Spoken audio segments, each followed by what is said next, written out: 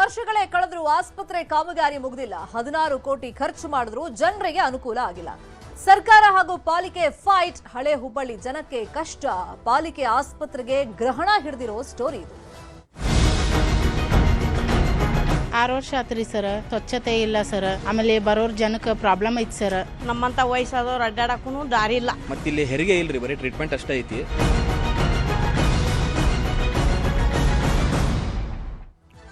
ಹಳೆ ಹುಬ್ಬಳ್ಳಿ ಜನರಿಗೆ ಹೆರಿಗೆ ಮತ್ತು ಜನರಲ್ ಆಸ್ಪತ್ರೆಯ ಸಮಸ್ಯೆ ಇದೆ. ಹೆರಿಗೆ ಮತ್ತು ಜನರಲ್ ಆಸ್ಪತ್ರೆಯನ್ನ ಮೇಲ್ದರ್ಜೆಗೆ ಏರಿಸಿಲ್ಲ ಪಾಲಿಕೆ. 7 ವರ್ಷ ಆಗಿದೆ, ಆದ್ರೆ ಆಸ್ಪತ್ರೆ ಕಾಮಗಾರಿ ಮಾತ್ರ ಮುಗಿದಿಲ್ಲ.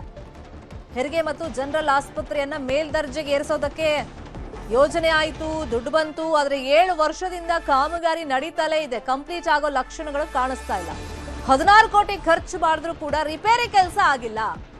ಪಾಲಿಕೆ ಒಡೆತನದ ಆಸ್ಪತ್ರೆ ವಶಕ್ಕೆ ಸರ್ಕಾರ ಮುಂದಾಗಿದೆ. ಆಸ್ಪತ್ರೆಯನ್ನ ಸರ್ಕಾರಕ್ಕೆ ಪಾಲಿಕೆ ಬಿಟ್ಕೊಡ್ತಾ ಇಲ್ಲ.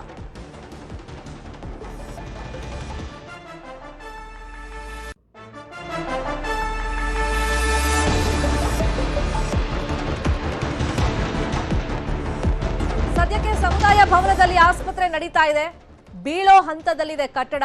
ಅದರಲ್ಲೇ ಚಿಕಿತ್ಸೆಯನ್ನ ಕೊಡಲಾಗ್ತಾ ಇದೆ ರೋಗಿಗಳಿಗೆ. ಕೇವಲ OPDಗೆ ಸೀಮಿತವಾಗ್ಬಿಟ್ಟಿದೆ ಹೆರಿಗೆ ಮತ್ತೆ ಜನರಲ್ ಆಸ್ಪತ್ರೆ. ನೋಡಿ, ರೋಗಿಗಳು ಬಂದಂತ ಸಂದರ್ಭದಲ್ಲಿ ಆಸ್ಪತ್ರೆ ಕಟ್ಟಡದ ಪರಿಸ್ಥಿತಿ ಹೆಂಗಿದೆ ಅಂದ್ರೆ, ಕೂರೋ ಕುರ್ಚಿ ಇಲ್ಲ, ತೀರಾ ಅನಾರೋಗ್ಯ ಸಮಸ್ಯೆ, ನಿಂತ್ಕೊಳ್ಳೋಕ್ಕಾಗಲ್ಲ, ಕೂರಕ್ಕೂ ಆಗಲ್ಲ. ಯಾಕಂದ್ರೆ ಕುರ್ಚಿ ಅಂತೂ ಮೊದಲೇ ಇಲ್ಲ, ಮಲಗೋಕ್ ಬೆಡ್ ಇಲ್ಲ, ಸಮುದಾಯ ಭವನಕ್ಕೆ ಬರೋದಕ್ಕೆ ಒಳ್ಳೆ ರಸ್ತೆನೂ ಇಲ್ಲ. ಕೆಲವೊಮ್ಮೆ ಖಾಸಗಿ ಆಸ್ಪತ್ರೆಗೆ ಹೋಗುವಂತ ಅನಿವಾರ್ಯತೆ ನಿರ್ಮಾಣವಾಗಿದೆ. ಮತ್ತೆ ಹೆಸರಿಗೆ ಮಾತ್ರ ಆಸ್ಪತ್ರೆ ಇದೆಯಲ್ಲ, ಹಾಗಾದ್ರೆ ಬೇಗ ಹೆರಿಗೆ ಮತ್ತು ಜನರಲ್ ಆಸ್ಪತ್ರೆ ಕೆಲಸ ಪೂರ್ಣಗೊಳಿಸಿ. ಪಾಲಿಕೆ ಹಾಗೂ ಸರ್ಕಾರದ ಮೇಲೆ ಆ ಭಾಗದಲ್ಲಿ ಜನ ಒತ್ತಡವನ್ನು ಹಾಕ್ತಾ ಇದ್ದಾರೆ. ಈ ಬಗ್ಗೆ ಸಂಪುಟದಲ್ಲಿ ಚರ್ಚೆ ಮಾಡೋದಾಗಿ ಶಾಸಕ ಪ್ರಸಾದ್ ಅಬ್ಬಯ್ಯ ಹೇಳಿಕೆಯನ್ನ ಕೊಟ್ಟಿದ್ದಾರೆ. ಈ ನಡುವೆ ಆಸ್ಪತ್ರೆ ವಿಚಾರವನ್ನ ಸಂಪುಟದಲ್ಲಿ ಚರ್ಚೆ ಮಾಡಲಾಗುತ್ತೆ ಅಂತೇಳಿ ನ್ಯೂಸ್ 18ಗೆ ಶಾಸಕರು ಹೇಳಿದ್ದಾರೆ. ಬಟ್ 7 ವರ್ಷದಿಂದ ಇದೇ ಪರಿಸ್ಥಿತಿ ಇದೆಯಲ್ಲ, ಜನ ರೋಸ್ ಹೋಗಿದ್ದಾರೆ. ನೋಡಿ, ಕಟ್ಟಡ ಏನೋ ಆಗ್ತಾ ಇದೆ, ಮೇಲ್ದರ್ಜೆಗೆ ಏರಿಸುವಂತ ಕೆಲಸ ನಡೀತಾ ಇದೆ. ಎಷ್ಟು ವರ್ಷ ಬೇಕದನ್ನ ಮೇಲ್ದರ್ಜೆಗೆ ಏರ್ಸಕ್ಕೆ? ರೋಗ ಏನು ಹೇಳಿ ಕೇಳಿ ಬರುತ್ತಾ? ಅದಕ್ಕೊಂದು ಅವಧಿ ಅಂತ ಇರುತ್ತಲ್ಲ ಬೇಗ ಮುಗ್ಸಕ್ಕೆ. ನೋಡಿ, ತುರ್ತು ಪರಿಸ್ಥಿತಿಯಲ್ಲಿ ಆಸ್ಪತ್ರೆಗೆ ಬರಬೇಕು ಅಂತಂದ್ರೆ ರಸ್ತೆ ಸರಿ ಇಲ್ಲ, ಅಲ್ಲಿ ಬಂದ್ರೆ ಸರಿಯಾಗಿ ಕೂರೋಕ್ ವ್ಯವಸ್ಥೆ ಇಲ್ಲ, ಬೆಡ್ಗಳ ವ್ಯವಸ್ಥೆ ಇಲ್ಲ. ಇಲ್ಲಿ ಖರ್ಚು ಮಾಡಿರೋದು 1-2 ಕೋಟಿ ಅಲ್ಲ, 16 ಕೋಟಿ ಖರ್ಚು ಮಾಡಿದ್ರು ಕೂಡ ಸಾರ್ವಜನಿಕರಿಗೆ ಅದರಿಂದ ಏನು ಪ್ರಯೋಜನ ಆಗ್ತಾ ಇಲ್ಲ. ಪಾಲಿಕೆ ಮತ್ತೆ ಸರ್ಕಾರದ ಮಧ್ಯೆ ಜಟಾಪಟಿಯಿಂದಾಗಿ ರೋಗಿಗಳು ಹೈರಾಣಾಗಿ ಹೋಗಿದ್ದಾರೆ. ಇಲ್ಲಿ ತೊಂದರೆ ಅಂದ್ರೆ ನೋಡ್ರಿ, ಬರಾಕ ರಸ್ತೆ ಸರಿ ಇಲ್ಲ, ಮಂದಿಗೆ ತ್ರಾಸ ಆಕೈತಿ. ಮತ್ತು ಇಲ್ಲಿ ಹೆರಿಗೆ ಇಲ್ರಿ, ಬರೀ ಟ್ರೀಟ್ಮೆಂಟ್ ಅಷ್ಟೇ ಐತಿ. ಅಲ್ಲಿ ಓಲ್ಡ್ ಹುಬ್ಳಿದ ಹೆರಿಗೆ ಆಸ್ಪತ್ರೆ ಅಂದ್ರೆ ಅಲ್ಲಿ ಹೆರಿಗೆನೂ ಆಕೈತಿ ಗೌರ್ಮೆಂಟ್ ಅಂಡರ್ ಒಳಗೆ. ಮತ್ತು ಅಲ್ಲಿ ಜನಗಳಿಗೆ ಬಸ್ ಅನುಕೂಲ ಐತಿ, ಬರಾಕ್ ಬಸ್ ಸ್ಟಾಪ್ ಐತಿ, ಎಲ್ಲ ಐತಿ. ಇಲ್ಲಿ ಅಂದ್ರೆ ಏನು ಪ್ರಾಬ್ಲಮ್ ಆಕೈತಿ, ಇಲ್ಲಿ ಸಣ್ಣದಾಕೈತಿ ಜಾಗ. ಮತ್ತು ಅಷ್ಟೆಲ್ಲ ಟ್ರೀಟ್ಮೆಂಟ್ ಮಾಡೋಕ್ಕಾಗಂಗಿಲ್ಲ ರೀ, ಹೆರಿಗೆ ಎಲ್ಲ ಮಾಡೋಕ್ಕಾಗಂಗಿಲ್ಲ, ನಾರ್ಮಲ್ ಟ್ರೀಟ್ಮೆಂಟ್ ಆಕೈತಿ. ಅದ ಸ್ವಲ್ಪ ಪ್ರಾಬ್ಲಮ್ ಐತಿ. ಅದು ಕಟ್ಟಿದ್ರಂದ್ರೆ ಸರಳ ಆಕೈತಿ ರೀ, ಜನಕ್ಕೆಲ್ಲ ಅನುಕೂಲ ಆಕೈತಿ. ಹೆರಿಗೆನೂ ಅಲ್ಲೇ ಆಕೈತಿ, ಟ್ರೀಟ್ಮೆಂಟು ಅಲ್ಲೇ ಆಕೈತಿ. ಈಗ ಹೆರಿಗೆ ಅಂದ್ರೆ ಮತ್ತೆ ಬೇರೆ ಕಡೆ ಹೋಗ್ಬೇಕು, KIMSಗೆಲ್ಲ ಬೇರೆ ಕಡೆ ಹೋಗ್ಬೇಕಾಕೈತಿ ರೀ. ಇಲ್ಲೆಲ್ಲ ಆಗೋದಿಲ್ಲ ರೀ ಅದು. ಇಲ್ಲಿ ಅಂದ್ರೆ ಮೆಡಿಸಿನ್ ಕೊಡ್ತಾರೆ ರೀ, ಟ್ರೀಟ್ಮೆಂಟ್ ಕೊಡ್ತಾರೆ ಅಷ್ಟೇ, ಹೆರಿಗೆ ಏನಿಲ್ಲ ರೀ ಇಲ್ಲಿ ಓಲ್ಡ್ ಹುಬ್ಳಿ ಒಳಗೆ. ಅದಾದ್ರೆ ಜಲ್ದಿ ಆದ್ರೆ ಚಲೋ ಆಕೈತಿ. ಇದೆಲ್ಲ ಅಲ್ಲಿ ಶಿಫ್ಟ್ ಆಕೈತಿ, ಜನಕ್ಕೆಲ್ಲ ಅನುಕೂಲ ಆಕೈತಿ. ನಡ್ಕೊಂಡು ಬರಾಕೈತಿ, ಕಷ್ಟ ಐತ್ರಿ. ಇದು ರೋಡು ಸರಿ ಇಲ್ಲ, ದಡ್ಕಿ ಭಾಳ ಐತಿ. ಪಾಪ ಎಲ್ಲ ಪ್ರೆಗ್ನೆಂಟ್ ಇದ್ದವ್ರಿಗೆ ದಡ್ಕಿ ಒಳಗೆ ತ್ರಾಸ ಆಕೈತಿ. ಅಲ್ಲಂದ್ರೆ ರೋಡ್ ಸರಳ ಐತಿ. ಇಲ್ಲೇ ಬರೋ ಹೋಗೋದು ತೊಂದ್ರೆ, ಸ್ವಚ್ಛತಾ ಕಡಿಮೆ ರೀ ಇಲ್ಲೇ. ಅಂತಿ ಮಂದಿ ಮತ್ತು ಸರಿ ಇಲ್ಲ, ಅತ್ತಾಗಿತ್ತಾಗ ಅಡ್ಡಾಡೋರು ನೋಡಿ ಸುಮ್ಮನೆ ಹೋಗಿಬಿಡೋದು. ಮತ್ತು ಅಲ್ಲೇ ನಮ್ಗೆ ಆದಷ್ಟು ವ್ಯವಸ್ಥೆ ಮಾಡಿಕೊಟ್ರೆ ಭಾಳ ಒಳ್ಳೇದು. ಏನಂದ್ರೆ ಬರಾಕ ಇಲ್ಲಿ ಬ್ಯಾಡ ಅಂತೆ ಮತ್ತೆ ಎಲ್ಲೇ ಹೋಗಿಬಿಡೋದು ನಾವು, ಹಿಂಗಾಗ್ತೈತಿ. ಹೌದು ರೀ, ಪ್ರೈವೇಟಿಗೆ ಹೊಂಟ್ಬಿಟ್ಟೇವಿ. ಹಿಂಗಾಗಿ ನೀವು ಆದಷ್ಟು ಏನಿದ್ರೂ ಅದನ್ನು ಮಾಡ್ಬೇಕು. ಕೆಲಸ ಮಾಡಿದ್ರೆ ಮನುಷ್ಯ ಹೋಗೋರಿಗೆ ಬರೋರಿಗೆ ತೊಂದ್ರೆ. ಈಗ ರೋಡ್ ಅಡ್ಡಾಡಕ್ಕೆ ಚಾನ್ಸ್ ಇಲ್ಲ ರೀ, ಗಾಡಿ ಮೋಟ್ರ್ ಭಾಳ ದಂದ್ಲೆ. ನಮ್ಮಂಥ ವಯಸ್ಸಾದವ್ರು ಅಡ್ಡಾಡಕ್ಕೂ ದಾರಿ ಇಲ್ಲ ಹೆಚ್ಚಾಗಿ. ಹಿಂಗಿದ್ದು ಹೊತ್ತಿನಾಗ ನಮಗೇನು ಮಾಡೋಕೆ ಅನುಕೂಲ ಇಲ್ಲ. ಹಿಂಗೆಲ್ಲೇ ಒಳಗೆ ಅದು ಹೋಗ್ಬೇಕಂದ್ರೆ ಹೋಗಾಕೂ ಒಂಥರ ಇದನ್ನ ಅನಿಸ್ತೈತಿ. 6 ವರ್ಷ ಆತ್ರಿ ಸರ್, ಇಲ್ಲ. ಆಮೇಲೆ ಸ್ವಚ್ಛತೆ ಇಲ್ಲ ಸರ್. ಆಮೇಲೆ ಬರೋರ್ ಜನಕ್ಕೆ ಪ್ರಾಬ್ಲಮ್ ಐತಿ ಸರ್. ಆಮೇಲೆ ಅಲ್ಲಿ ಕಟ್ಟಿದ್ರಂದ್ರೆ ಸರ್, ಗೌರ್ಮೆಂಟ್ ಹಾಸ್ಪಿಟ್ಲ್ ಅಲ್ಲಿ ಕಟ್ಟಿದ್ರಂದ್ರೆ ಅವರೆಲ್ಲ ಆ ಕಡೆ ಶಿಫ್ಟ್ ಆಗ್ತಾರೆ ಸರ್. ಆಮೇಲೆ ಸ್ವಚ್ಛತೆ ಇಲ್ಲ ಇಲ್ಲಿ. ಆಮೇಲೆ ಲೇಡೀಸ್ಗೆ ಬಂದವ್ರಿಗೆ ಇಲ್ಲಿ ವಾಶ್ರೂಮದ ಇದು ಇಲ್ಲ. ಆಮೇಲೆ ಕೆಲವೊಬ್ಬರು ಜನ ಇಲ್ಲೇ ಪಬ್ಲಿಕ್ನಾಗ ಹೋಗ್ತಾರೆ. ಆಮೇಲೆ ಇಲ್ಲಿ ಸ್ವಚ್ಛತೆನೂ ಇಲ್ಲ. ಆಮೇಲೆ ರೋಡ್ ಸರಿ ಇಲ್ಲ ಸರ್. ಪ್ರೆಗ್ನೆಂಟ್ನವ್ರಿಗೆ ಬಂದವ್ರಿಗೆ ಪ್ರಾಬ್ಲಮ್ ಐತ್ರಿ ಸರ್. ಆಮೇಲೆ ಇಲ್ಲಿ ಪಾರ್ಕಿಂಗ್ ಇಲ್ಲ ಸರ್ ಅವ್ರಿಗೆ.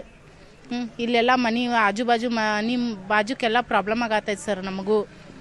ಅದಕ್ಕೆ ಅಲ್ಲಿ ಹೋದ್ರೆ ಅವ್ರಿಗೆ ಚಲೋ ಅನುಕೂಲ ಆಗ್ತೈತೆ ಸರ್. ಆಮೇಲೆ ಡಿಲೆವರಿದು ಇಲ್ಲಿ ಇಲ್ಲ ಸರ್. ಆಮೇಲೆ ಅಲ್ಲಿ ಆದ್ರೆ ಅನುಕೂಲ ಆಗ್ತೈತೆ ಸರ್. ದಯವಿಟ್ಟು ಅದು ಮಾಡಿಕೊಡ್ರಿ. ಹಳೆ ಹುಬ್ಬಳ್ಳಿಯ ಹೆರಿಗೆ ಆಸ್ಪತ್ರೆ ಅದನ್ನು ಅಪ್ಗ್ರೇಡ್ ಮಾಡಬೇಕಂತೇಳಿ 100 ಬೆಡೆಡ್ ಹಾಸ್ಪಿಟಲ್ ಮಾಡಬೇಕಂತೇಳಿ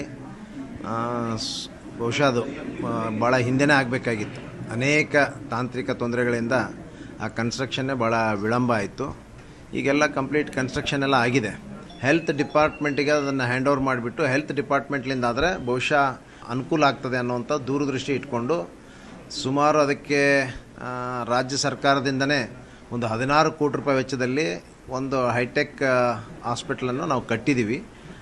ಆದರೆ ಮೊನ್ನೆ ನಡೆದಂಥ GB ಯಲ್ಲಿ ನಾನು ಕೇಳ್ಕೊಂಡಿದ್ದೆ ಇದನ್ನು ಹಸ್ತಾಂತರ ಮಾಡಿ ಅಂತೇಳಿ. ಆದರೆ GB ಯಲ್ಲಿ ಅವರು ಕೆಲವು ಕಂಡೀಷನ್ ಹಾಕಿ ಅದನ್ನು ಹೆಲ್ತ್ ಡಿಪಾರ್ಟ್ಮೆಂಟ್ಗೆ ಅವರು ಹ್ಯಾಂಡ್ ಓವರ್ ಮಾಡುವಂಥ ಕೆಲಸ ಮಾಡ್ತಾರದು.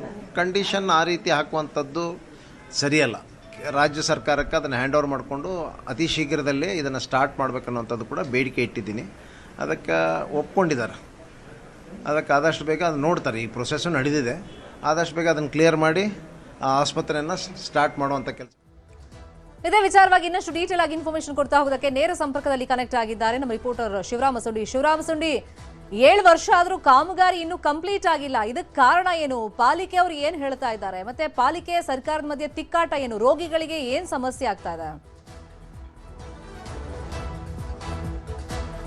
ಶರ್ಮಿತಾ, ಇಲ್ಲಿ ಮುಖ್ಯವಾಗಿ ಏನಂದರೆ ಇದು ಏನು ಅಲ್ಲಿನ ಆಸ್ಪತ್ರೆ ಏನು ಜಾಗ ಇದೆ ಅದು ಪಾಲಿಕೆಗೆ ಸೇರಿದ್ದು. ಆದರೆ ಏನು ಅದಕ್ಕೆ ಏನು ಕಟ್ಟಡಕ್ಕಾಗಿ ಅನುದಾನ ಕೊಟ್ಟಿರುವಂಥದ್ದು ರಾಜ್ಯ ಸರ್ಕಾರ. ಅಂದರೆ 16 ಕೋಟಿ ರೂಪಾಯಿ ಅನುದಾನವನ್ನು ರಾಜ್ಯ ಸರ್ಕಾರ ಕೊಟ್ಟಿದೆ. ಪಾಲಿಕೆ ಒಂದು ಜಾಗದಲ್ಲಿ ಈ ಒಂದು ಆಸ್ಪತ್ರೆ ನಿರ್ಮಾಣ ಆಗ್ತಾ ಇದೆ. ಈಗ ಏನಂದ್ರೆ ಸಮಸ್ಯೆ ಏನಾಗ್ತಾ ಇದೆ ಅಂದರೆ ಒಂದು ಬಹುತೇಕ 90% ಈ ಒಂದು ಕಾಮಗಾರಿ ಪೂರ್ಣಗೊಂಡಿದೆ. ಉಳಿದಂತೆ ಒಂದು 10% ಬಾಕಿ ಇದೆ. ಜೊತೆಗೆ ಏನಂದರೆ ಇಕ್ವಿಪ್ಮೆಂಟ್ಸ್ ವ್ಯವಸ್ಥೆ ಮಾಡಬೇಕಾಗಿದೆ. ಇಲ್ಲಿ ಮುಖ್ಯವಾಗಿ ಏನಂದರೆ ಹಳೆ ಹುಬ್ಬಳ್ಳಿ ಪ್ರದೇಶಕ್ಕೆ ಏನಂದರೆ ಇದು ಒಂದು ದೊಡ್ಡ ಆಸ್ಪತ್ರೆ. ಅಂದರೆ ಹೆರಿಗೆ ಜೊತೆಗೆ ಜನರಲ್ ಆಸ್ಪತ್ರೆ ಇರೋದ್ರಿಂದಾಗಿ ಈ ಭಾಗದ ಜನರು ಬಡ ರೋಗಿಗಳಿಗೆ ಒಂದು ಬಡವರ ಸಂಜೀವಿನಿ ಆಗಿತ್ತಂತಲೇ ಹೇಳ್ಬೋದು. ಆದರೆ ಈಗೇನು 7 ವರ್ಷ ಆಯ್ತು. ಈಗ ಆಲ್ರೆಡಿ ಏನು ಅಪ್ಗ್ರೇಡ್ ಮಾಡೋ ಸಲುವಾಗಿ ಏನು ಡೆಮಾಲಿಷನ್ ಮಾಡಿ, ಆದರೆ ಇನ್ನು ಕಾಮಗಾರಿ ಒಂದು ಕಡೆ ಪೂರ್ಣಗೊಂಡಿಲ್ಲ. ಜೊತೆಗೆ ಏನಂದರೆ ಈ ಪಾಲಿಕೆ ಮತ್ತು ಸರ್ಕಾರದ ನಡುವಿನ ಹಗ್ಗ ಜಗ್ಗಾಟ ಒಂದು ದೊಡ್ಡ ತೊಡಕಾಗಿ ಪರಿಣಮಿಸಿದೆ ಅಂತ ಹೇಳ್ಬೋದು. ಇಲ್ಲಿ ಮುಖ್ಯವಾಗಿ ಏನಂದರೆ ಪಾಲಿಕೆ ನಾವು ನಮ್ಮ ಉಸ್ತುವಾರಿನಲ್ಲೇ ಈ ಒಂದು ಆಸ್ಪತ್ರೆ ಮುನ್ನಡಿಬೇಕನ್ನೋದು ಪಾಲಿಕೆ ವಾದವಾಗಿದೆ. ಆದರೆ ಇಲ್ಲಿ ರಾಜ್ಯ ಸರ್ಕಾರ ಏನಂದರೆ ನಾವು ಒಂದು ಅನುದಾನ ಕೊಟ್ಟಿದ್ದೀವಿ, 100 ಬೆಡೆಡ್ ಆಸ್ಪತ್ರೆಗೆ ಅನುದಾನ ಕೊಟ್ಟಿರೋದ್ರಿಂದಾಗಿ ನಮ್ಮ ಆರೋಗ್ಯ ಇಲಾಖೆಗೆ ಅಂಡರ್ ಕೊಟ್ಟರೆ ನಾವು ವೈದ್ಯರ ನೇಮಕ ಇರ್ಬೋದು, ಇಕ್ವಿಪ್ಮೆಂಟ್ಸ್ ಇರ್ಬೋದು, ಅದೆಲ್ಲದರ ವ್ಯವಸ್ಥೆ ಮಾಡಿ ಜನರಿಗೆ ಒಂದು ಒಳ್ಳೆಯ ಆರೋಗ್ಯ ಕೊಡಲಿಕ್ಕೆ ಅನುಕೂಲ ಆಗುತ್ತೆ ಅನ್ನೋ ಒಂದು ವಾದ ರಾಜ್ಯ ಸರ್ಕಾರದಾಗಿದೆ. ಹಾಗಾಗಿ ಈ ಒಂದು ಹಗ್ಗ ಜಗ್ಗಾಟದಿಂದಾಗಿಯೇ ಈ ಒಂದು ಸಮಸ್ಯೆ ಮುಂದುವರೆದಿದೆ ಅಂತ ಹೇಳ್ಬೋದು. ಅದಕ್ಕೆ ಏನು ಸಮಸ್ಯೆ ಇದೆ ಅದು ಬಗೆಹರಿಸ್ಕೊಳ್ಳಿ, ಆದರೆ ನಮಗೆ ಆಸ್ಪತ್ರೆ ಸೌಲಭ್ಯ ಕಲ್ಪಿಸಿಕೊಡಿ ಅಂತೇಳಿ ಸ್ಥಳೀಯ ಜನರು ಆಗ್ರಹ ಮಾಡ್ತಾ ಇದ್ದಾರೆ. ಶರ್ಮಿತಾ, ಈಗ ಹೆಲ್ತ್ ಎಮರ್ಜೆನ್ಸಿ ಹೇಳಿ ಕೇಳಿ ಬರಲ್ಲ. ಈಗ ಅದರಲ್ಲೂ ನಮಗೆ ಹೆರಿಗೆ ಮಾಡ್ಸೋಕ್ಕೆ ನಾವು ಕಿಮ್ಸ್ಗೆ ಹೋಗ್ಬೇಕು ಅಥವಾ ಖಾಸಗಿ ಆಸ್ಪತ್ರೆಗೆ ಹೋಗಬೇಕು ಅಂತ ಪರಿಸ್ಥಿತಿ ಇದೆ ಅಂತ ಅಲ್ಲಿ ಸ್ಥಳೀಯರು ಹೇಳ್ತಾ ಇದ್ರು. ಹಾಗಾಗಿ ತುಂಬಾ ಹೆಲ್ತ್ ಎಮರ್ಜೆನ್ಸಿ ಬಂದಾಗ ಯಾವ ಥರ ಸಮಸ್ಯೆ ಆಗ್ತಾ ಇದೆಯಂತೆ? ಇಲ್ಲಿ ಏನಂದರೆ ಅಲ್ಲಿ ಈಗ ಕಟ್ಟಡ ನಿರ್ಮಾಣ ಮಾಡ್ತಾ ಇರೋದ್ರಿಂದಾಗಿ ಸಮುದಾಯ ಭವನದಲ್ಲಿ ಒಂದು ತಾತ್ಕಾಲಿಕ ಆಸ್ಪತ್ರೆ ನಡೆಸಲಾಗ್ತಾ ಇದೆ. ಇಲ್ಲಿ ಕೇವಲ ಒಂದೇನು OPD ವ್ಯವಸ್ಥೆ ಮಾತ್ರ ಇದೆ. ಹಾಗಾಗಿ ಪ್ರತಿಯೊಂದು ಏನಾದ್ರು ಮೇಜರ್ ಇದ್ರೆ ಕಿಮ್ಸ್ಗೆ ಹೋಗ್ಬೇಕು, ಇಲ್ಲ ಖಾಸಗಿ ಆಸ್ಪತ್ರೆಗೆ ಹೋಗ್ಬೇಕು. ಹಾಗಾಗಿ ಅಂದರೆ ಬಡವರಿಗೆ ನಾವು ಖಾಸಗಿ ಆಸ್ಪತ್ರೆಯಲ್ಲಿ ದುಡ್ಡಿಟ್ಟು ಚಿಕಿತ್ಸೆ ಕೊಡಲಾರಂಥ ಪರಿಸ್ಥಿತಿ ಇದೆ. ಹಾಗಾಗಿ ಏನಂದರೆ ಇಲ್ಲಿ ಅದು ಅಲ್ಲದೆ ಸಮುದಾಯ ಭವನ ಇದೆ, ಹಳೆ ಕಟ್ಟಡ ಇದೆ, ಯಾವಾಗ ಬೀಳುತ್ತೆ ಅನ್ನೋ ಒಂದು ಪರಿಸ್ಥಿತಿ ಇದೆ. ಇವೆಲ್ಲವನ್ನು ಲೆಕ್ಕದಲ್ಲಿ ಇಟ್ಕೊಂಡಾಗ ಈಗ ಆಲ್ರೆಡಿ ಕಟ್ಟಡ ನಿರ್ಮಾಣ ಆಗ್ತಾ ಇದೆ, ಆ ಒಂದು ಕಟ್ಟಡ ಕಾಮಗಾರಿ ಪೂರ್ಣಗೊಳಿಸಿ. ಪ್ಲೀಸ್ ಬಿ ಆನ್ಲೈನ್ ಈ ಬಗ್ಗೆ ಮಾತಾಡೋದಕ್ಕೆ ಹುಬ್ಬಳ್ಳಿ ಧಾರವಾಡ ಪಾಲಿಕೆ ಆಯುಕ್ತರಾಗಿರುವಂತಹ ರುದ್ರೇಶ್ ಘಾಳಿ ಅವರು ನಮ್ಮ ಜೊತೆ ದೂರವಾಣಿ ಸಂಪರ್ಕದಲ್ಲಿ ಜಾಯ್ನ್ ಆಗಿದ್ದಾರೆ. ಸರ್ ನಮಸ್ಕಾರ. ನಮಸ್ಕಾರ ಮೇಡಮ್. ಸರ್, ಹಳೆ ಹುಬ್ಬಳ್ಳಿ ಭಾಗದಲ್ಲಿ ಮೇಲ್ದರ್ಜೆಗೆ ಏರಿಸಬೇಕು ಆಸ್ಪತ್ರೆನ ಅಂತ ಹೇಳಿ ಕಟ್ಟಡ ಕಾಮಗಾರಿ ನಡೀತಾ ಇದೆ. 7 ವರ್ಷ ಆದ್ರೂ ಕಂಪ್ಲೀಟ್ ಆಗಿಲ್ಲ. ತುಂಬಾ ಸಮಸ್ಯೆ ಆಗ್ತಿದೆ ರೋಗಿಗಳಿಗೆ. ಆಕ್ಚುಲ್ ಆಗಿ ಏನ್ ಸಮಸ್ಯೆ? ಹಳೆ ಹುಬ್ಬಳ್ಳಿ ಹೆರಿಗೆ ಆಸ್ಪತ್ರೆಗೆ ಸಂಬಂಧಪಟ್ಟಂತೆ ಅಲ್ಲಿ ನಮ್ಮ ಕಾರ್ಪೊರೇಷನ್ ಕನ್ಸ್ಟ್ರಕ್ಷನ್ ಮಾಡಿದಾಗ ಸ್ಟಾಲ್ಸ್ ಇತ್ತು. ಸ್ಟಾಲ್ಸ್ ಅಂದ್ರೆ ಅಡಿಗೆದಾರರೆಲ್ಲರೂ ಕೋರ್ಟ್ ಅನ್ನ ಅಪ್ರೂವ್ ಮಾಡಿ ಕೋರ್ಟಲ್ಲಿ ಬಂದಿದೆ. ಸರ್, ನಿಮ್ ವಾಯ್ಸ್ ಸ್ಪಷ್ಟವಾಗಿ ಕೇಳಿಸ್ತಾ ಇಲ್ಲ, ಕ್ಲಾರಿಟಿ ಇಲ್ಲ. ಮತ್ತೆ ನಿಮ್ಮ ಹತ್ರ ನಾನು ಕನೆಕ್ಟ್ ಮಾಡಿಸಿ ಮಾತಾಡ್ತೀನಿ ಸರ್. ನಮ್ಮ ರಿಪೋರ್ಟರ್ ಶಿವರಾಮ ಸುಂಡಿ ಈ ಬಗ್ಗೆ ಮಾಹಿತಿಯನ್ನ ಕೊಡ್ತಾ ಇದ್ರು.